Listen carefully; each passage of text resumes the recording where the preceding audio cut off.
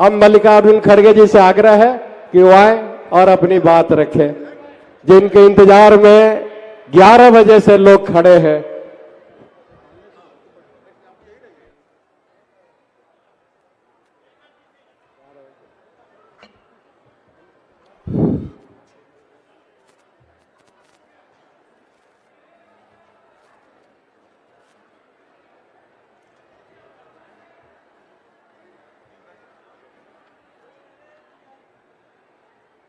आज के इस मंच पर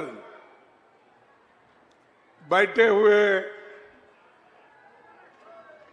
हमारे नेतागण, राजेश ठाकुर जी अध्यक्ष, कल्पना स्वर्ण जी, प्रणव झा जी, उमाशंकर अकेला जी, जोगेंद्र साहू जी,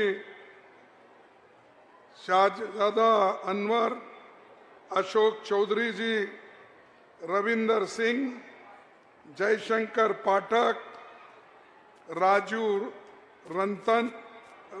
रंजन, भीम कुमार, गुंजन सिंह जी, केदार पासवान, अजय सिंह और शैलेंद्र यादव, मुन्ना पासवान और उम्मीदवार जयप्रकाश पटेल जी, और इस मंच पर बैठे हुए मेरे भाइयों और यहाँ पर पधारे हुए सभी भाई बहनों को और हमारे इस हजारीबाग के सभी किसान भाइयों को, सभी को मेरा नमस्कार।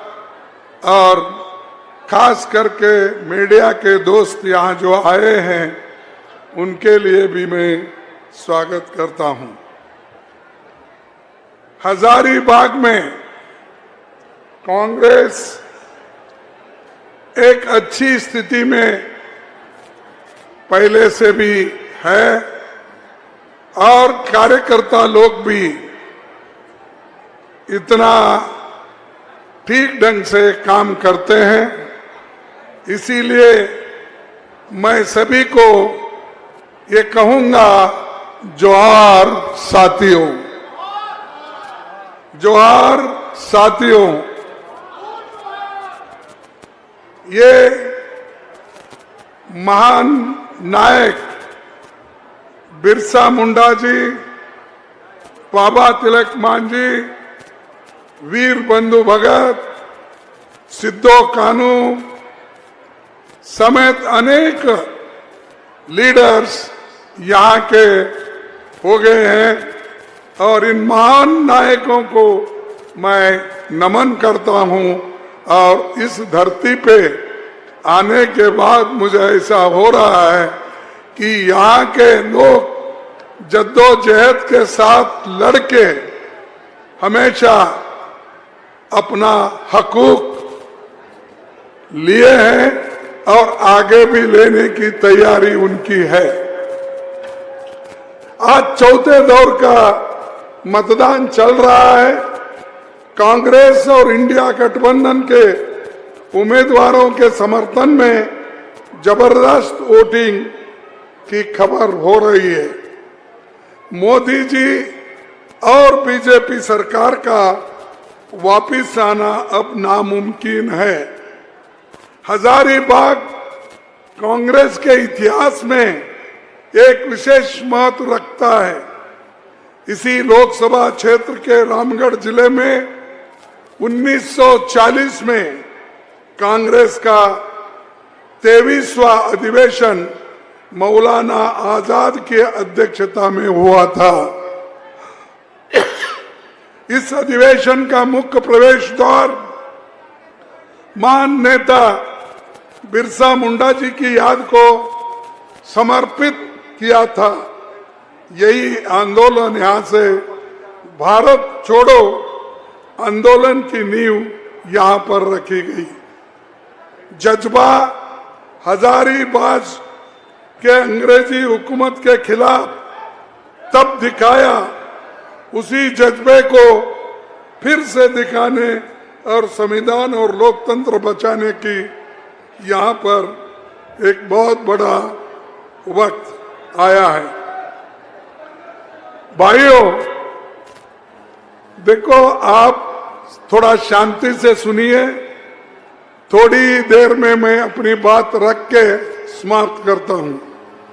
संविधान और लोकतंत्र ये खतरे में है, और ये जब खतरे में है तो यहां पर बैठे वाले सभी लोग खतरे में हैं, क्योंकि अगर वोटिंग का अधिकार आपको नहीं, नौकरियों का अधिकार आपको नहीं, और जो आपको बुनियादी हक मिले हैं, जिसको हम फंडामेंटल राइट्स कहते हैं, अगर वही नहीं है तो कोई काम के नहीं रहेंगे। जैसा कि आजादी के पहले हम गुलाम थे, आदिवासी, दलित, पिछड़े, ये सभी लोग गुलाम के जैसे थे। अगर फिर संविधान चले गया, फिर हम गुलाम बनेंगे और फिर गुलाम बन के ही रहेंगे। और जितने भी लोग ये चाहते हैं कि अपने हकूक की रक्षा करें, अपने बुनियादी हकों को हिफाजत करे, तो वो संविधान को सपोर्ट करे और कांग्रेस पार्टी को और गठबंधन को सपोर्ट करके आगे बढ़े। यही मैं चाहता हूं। आज हमारी गठबंधन बड़ी मजबूत है। यहां पर हेमंत सोरेन जी हो और बाकी और दूसरे पार्टियों के साथ भी हमारा गठबंधन है। गठबंधन हमने इसलिए किया कि मोदी को अगर हराना है, बीजेपी को अगर हराना है, तो हम सभी लोग मिलके एक होके अपने हकूक के लिए लड़के संविधान और लोकतंत्र को बचाने के लिए हम एक हो गए।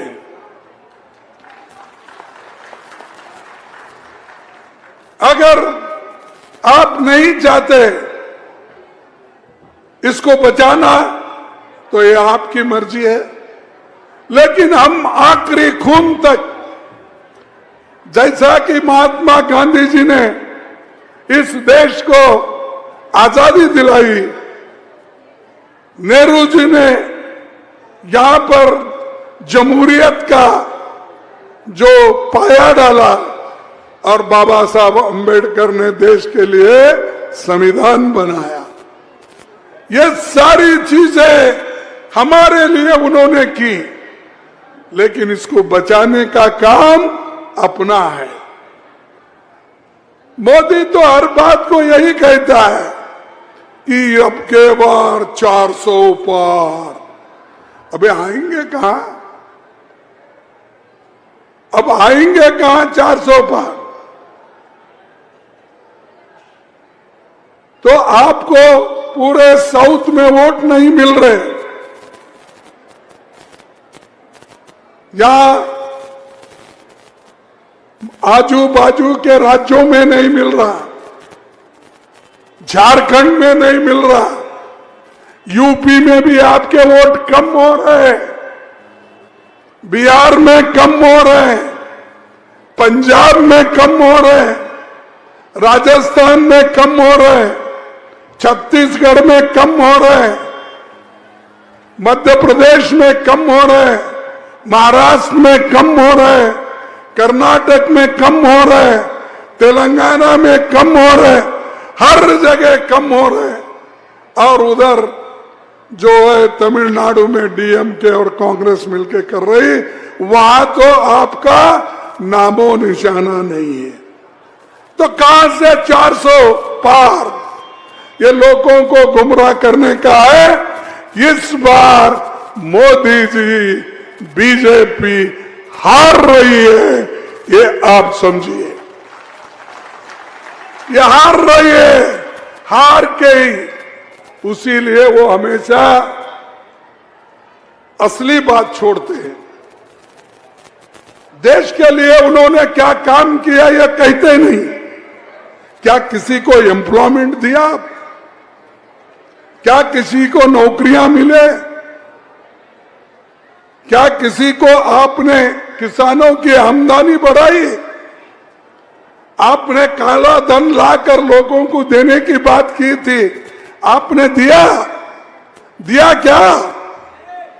नहीं दिया। तो ये मोदी है, नहीं देना यही मोदी जी की देन है। और सबको कहते हैं मैं मोदी हूं, मैं 56 इंच का छाती है। भाई तुम्हारी 56 इंच की छाती लेके हम क्या करेंगे?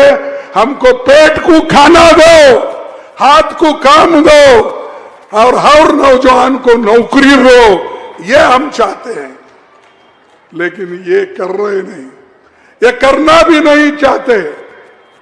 लेकिन गठबंधन की सरकार आएगी, हम जरूर ये सारी चीजें, एक तो संविधान की हिफाजत भी करेंगे और ये जो आरक्षण को खत्म करने वाले लोग हैं, आरएसएस और बीजेपी, इनको भी हम मिटा देंगे।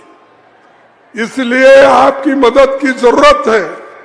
जब तक आप ठीक ढंग से नहीं सोचेंगे तो आपको भी तकलीफ है और आप तकलीफ और भी सहना चाहते हैं और भी गुलामी में रहना चाहते हैं। एक तो ब्रिटिश चले गया, उसके लिए तो सभी लोग लड़े, और ये दूसरा डिक्टेटर आया है, ये दूसरा हुकुमशाह हर एक को डरा रहा है। और हेमंत सोरेन को तो डराया। उसने ये कहा, भाई अगर तुम हमारा साथ देते तो आपको हम जेल नहीं भेजेंगे, अगर आप कांग्रेस के साथ, गठबंधन के साथ अगर रहेंगे तो आपको सीधा ईडी में जेल भेजेंगे। लेकिन मैं तारीफ करता हूं उस हेमंत सोरेन की। उसने कहा मैं जेल जाना पसंद करूंगा लेकिन आपके साथ कभी नहीं आऊंगा। मैं कांग्रेस के साथ, गठबंधन के साथ रहूंगा लेकिन बीजेपी के सामने कभी सर नहीं झुकाऊंगा। चाहे वो सर कट जाए लेकिन मैं झुकूंगा नहीं। ये उसका सवाल, इसीलिए आखिरी में उन्होंने जेल भेजा।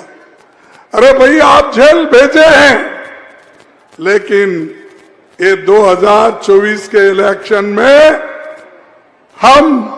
हमारे जितने भी नेता लोग जो अनावश्यक बगैर कानून उनको जो जेल में डाला है, हम सबको छुड़ाएंगे, फिर तुम्हारे साथ लाके खड़े करेंगे, आपके साथ खड़े करेंगे। जो लोग आपके साथ लड़ते हैं उनको हिम्मत देना हमारा काम है और आपका भी है। ये किसी व्यक्ति का नहीं है और ये चुनाव बड़ा इंपॉर्टेंट है। ये किसी एक व्यक्ति की चुनाव नहीं है, क्या किसी एक आदमी का चुनाव नहीं है। मैं पहले ही कहा, ये चुनाव देश के लिए बड़ा महत्व का चुनाव है और संविधान और लोकतंत्र को बचाने का चुनाव है। तुम्हारे बच्चों का भविष्य को ठीक करने का चुनाव है। इसको आप देखिए, चुनाव तो आते जाते हैं, म्युनिसिपैलिटी के चुनाव आते, पंचायत के चुनाव आते हैं, एमएलए के चुनाव आते हैं, लेकिन भाइयों इस बार अगर मोदी जीतेंगे, बीजेपी जीतेगी, आरएसएस सपोर्ट करके लाएगी, नेक्स्ट टाइम चुनाव इस देश में नहीं होंगे। मैं कह रहा हूं क्योंकि ये डिक्टेटर है। बीजेपी के नेता लोग डिक्टेटर्स है, हुकुमशाह है। ये नहीं चाहते गरीबों का कल्याण हो। बात बड़े करते हैं, मैंने उनको बनाया, मैं इनको बनाया। अरे बनाए, ये डेमोक्रेसी है। डेमोक्रेसी में बनता है, आदिवासी भी बनता है, दलित भी बनता है, पिछड़ा भी बनता है, गरीब से गरीब भी बनता है। यही तो खूबी है डेमोक्रेसी को, यही तो खूबी है संविधान की। लेकिन तुम उसको मिटाना चाहते हो, लेकिन हम उसको मिटाने नहीं देंगे। हम संविधान को बचा के रहेंगे। बात बात को हमेशा वो क्या कहते हैं कांग्रेस वाले, मुसलमानों को वो देना चाहते हैं। वो हमेशा उनके मुंह से मटन, चिकन और मंगलसूत्र ये आता। एक प्राइम मिनिस्टर है और प्राइम मिनिस्टर बार बार ये कहता है, देखो कांग्रेस का मैनिफेस्टो ये मुसलमानों के लिए है, मुस्लिम लीग का है। अरे भाई, युवाओं को हिफाजत करना, पक्की नौकरी देना, क्या ये मुसलमान का मैनिफेस्टो है? महिलाओं को इज्जत देना, महिलाओं को एक साल को 1 लाख रुपए देने का हमने वायदा किया, वो दे के रहेंगे। क्या ये भी मुसलमानों के लिए? दलितों के रिजर्वेशन हम प्रोटेक्ट करेंगे और जाति जनगणना करके लोगों की हिफाजत करेंगे। ये सब मुसलमानों के लिए है। मुसलमान हिंदू बोल बोल कर देश को तोड़ने का काम अगर किसी ने किया है, वो मोदी जी ने किया है और कर रहे हो। हर जगह जाते यही बात बोलते, धर्म के आधार पर, धर्म के नाम से देश को लूट रहे हैं। अमीर लोगों का 16 लाख करोड़ रुपए कर्ज उन्होंने माफ कर दिया, लेकिन गरीब किसानों का कुछ माफ हुआ? कुछ माफ हुआ? हाथ उठाओ, बोलो। नहीं हुआ। तो मोदी सच है झूठ है, आप ही बोलिए। मोदी ने यह कहा, भाइयों और बहनों, कांग्रेस वाले अमीर लोग स्विस बैंक में पैसा रखा है, काला धन, मैं लाऊंगा, लाकर तुम्हारे जेब में 15-15 लाख डालूंगा। डाल दिया? नहीं आया? देखो भाई, ढूंढो कहीं तो रखे क्या। उसने फिर यह कहा, 2 करोड़ नौकरियां हमारे युवाओं को दूंगा। मिला किसी को नौकरी? युवा अब सड़क पे फिर रहे, एमए करके, पीएचडी करके, आईआईटी करके, इंजीनियरिंग करके वो सड़क पे फिर रहा है। मोदी जी उनकी चिंता नहीं करते। किसानों को कहा, भाइयों, मैं आपका आमदनी दाम दुप्पट करूंगा, आपका आमदनी दुप्पट करूंगा।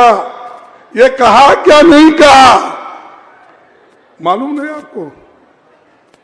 उसने कहा क्या नहीं कहा? मोदी जी ने ये कहा, लेकिन कहां है किसानों का दाम दुप्पट? कहां फायदा है? अरे आज फर्टिलाइजर महंगा है, खेती करने वालों के ट्रैक्टर महंगे हो गए, टायर महंगा हो गया, क्रॉप्स को जो करना है वो औषध महंगे हो गए।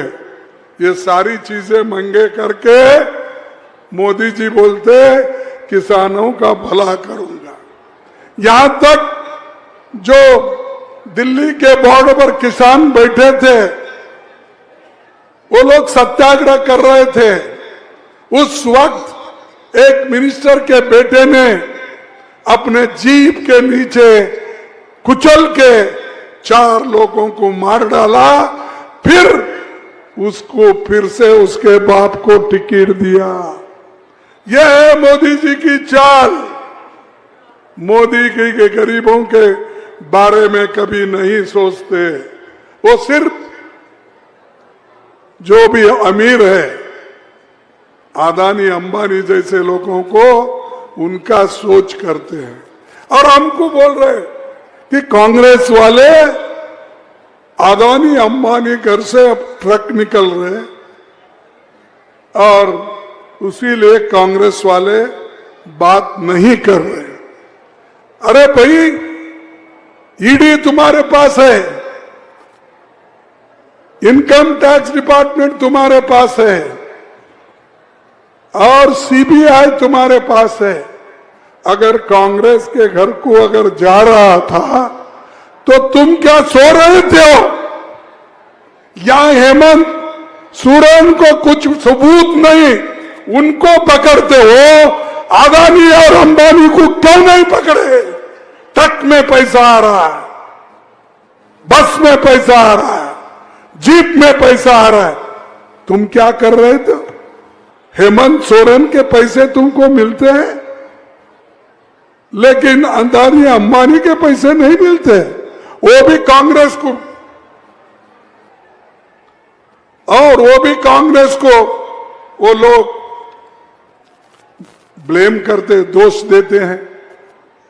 तो ये जो मोदी, मैं इसलिए बोल रहा हूं कि मोदी जी ये रिजर्वेशन को खत्म करने वाले हैं और जितने भी गरीब लोगों का पहले से ही उनकी आंखें जल, जमीन और जायदाद पे है, वो छीन छीन कर अमीर लोगों को देने वाले ये लोग, इनके लिए हम सोच सोच कर कहां कमजोरी है अपनी, वो जरा मजबूती से एक होकर आप वोट दो। और खास करके ये हमारे पार्टी से जो कंटेस्ट कर रहे हैं,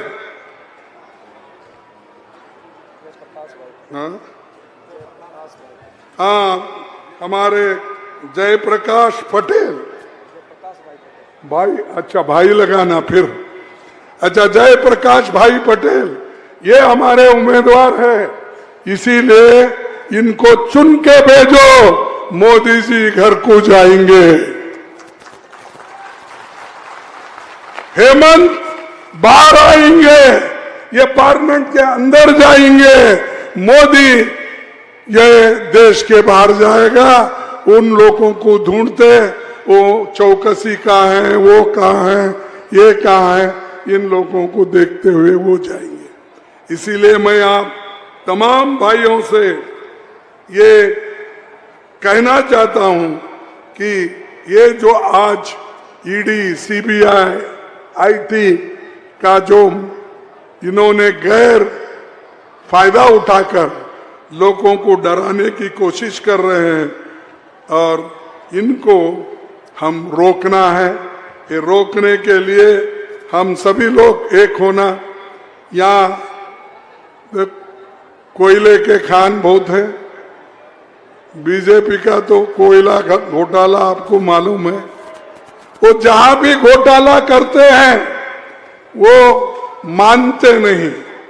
जब कांग्रेस उनके घोटाले को निकालती है तब वो कहते हैं ये तो होते रहता है।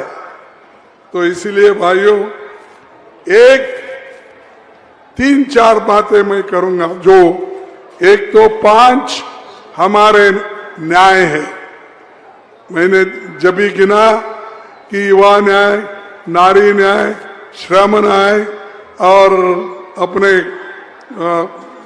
एक जनगणति, ये इसका न्याय हमने दे रहे हैं, लेकिन इसके साथ 25 गारंटी दे रहे हैं। 25 गारंटी वो हम महिलाओं से लेकर युवाओं तक और कहीं देश के किसानों तक हमारा पहुंच है। ये जरूर करके हम दिखाएंगे। हम कैसा भी वक्त आने दो, एक होकर ये चीजें हम करेंगे। पैसा तो इन्होंने बहुत बनाया, टीके वाली कंपनियों से पैसा लिया, गुजरात में पुल गिर गया वो कॉन्ट्रैक्टर से पैसा लिया, उत्तराखंड में सुरंग बनाने में पैसा लिया, हर किसी से मोदी जी से चंदा जो चंदा देता है मोदी जी ने उसको धंधा दिया, कॉन्ट्रैक्ट दिया और इतना पैसा लिया इलेक्शन में उनके पास, उनकी कंपनी घाटे में है तो भी लाओ लाओ लाओ लाओ लाओ लेकर भर दिए। आज बीजेपी पार्टी इतनी अमीर बन गई है, दुनिया की सबसे बड़े अमीर पार्टी ये जो हमारी बीजेपी वाले हैं। कहां से आए पैसे? एक बार तो थैला डाल के तुम चंदा पूछते थे, अब कहां से इतने पैसे तुम्हारे पास आए? क्योंकि लोगों को डरा डरा के 800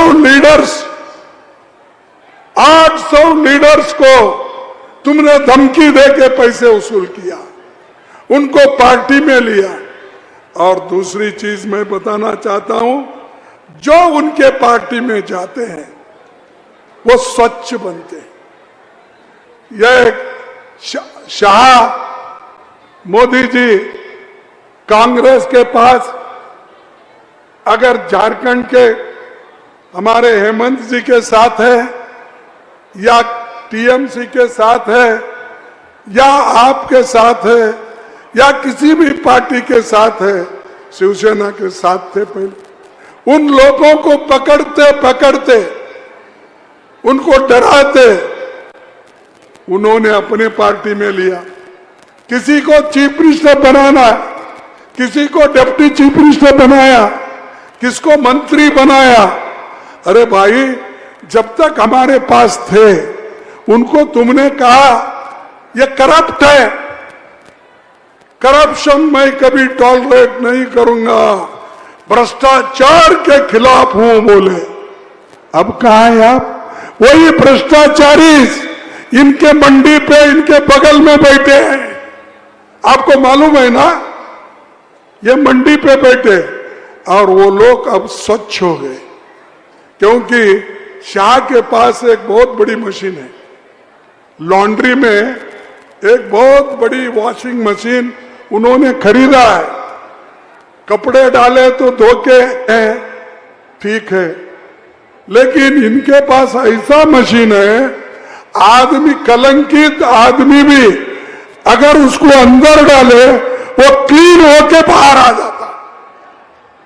यह शाह की और मोदी जी की जो कहना है कि वो क्लीन हो गया क्योंकि वो बीजेपी में आया। तो इसलिए ऐसे लोगों को आप दूर रखिए और कांग्रेस पार्टी के उम्मीदवार को आप चुनिए। और हर जगह जो गठबंधन के हैं, हमारे झारखंड के और कांग्रेस के, सीपीआई के और दूसरे पार्टी हमारे आरजेडी के, इनको जिता के लाओ और आप देखो इस देश में एक नया उत्साह, नया ऊर्जा आएगा और हम लोग एक संविधान को और लोकतंत्र को बचाएंगे। बचाएंगे या नहीं? बचाएंगे। आप शपथ लो, घर घर जाओ, लोगों से मिलो और हमारे जितने भी गारंटीज है वो बताओ, तभी कुछ होता। घर में बैठे तो कुछ नहीं होता, घर घर आपको जाना पड़ेगा। मैं इतना कहते हुए अपना विराम लेता हूं, लेकिन आखिरी में 2 स्लोगन मैं देता हूं, आप कृपया करके अपनी आवाज मेरे साथ देना चाहिए। मैं कहूंगा, मोदी हटाओ, आप कहेंगे देश बचाओ। मोदी हटाओ, मोदी हटाओ, मोदी हटाओ, जय हिंद। अरे जय हिंद तो देश का नारा है, ऐसा जोश से जय हिंद, जय हिंद। आप सभी को धन्यवाद, शांति से सुने। और एक बार मैं अपील करूंगा, ये हमारे पटेल साहब को, भाई पटेल को, जय प्रकाश, थोड़ा सा बीच में आ, हाँ आ जाओ,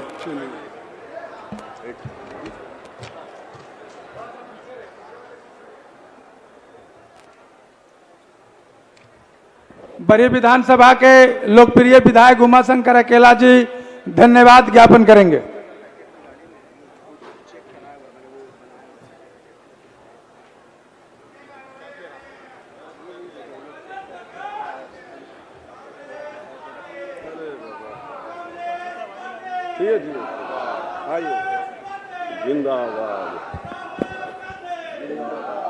धन्यवाद।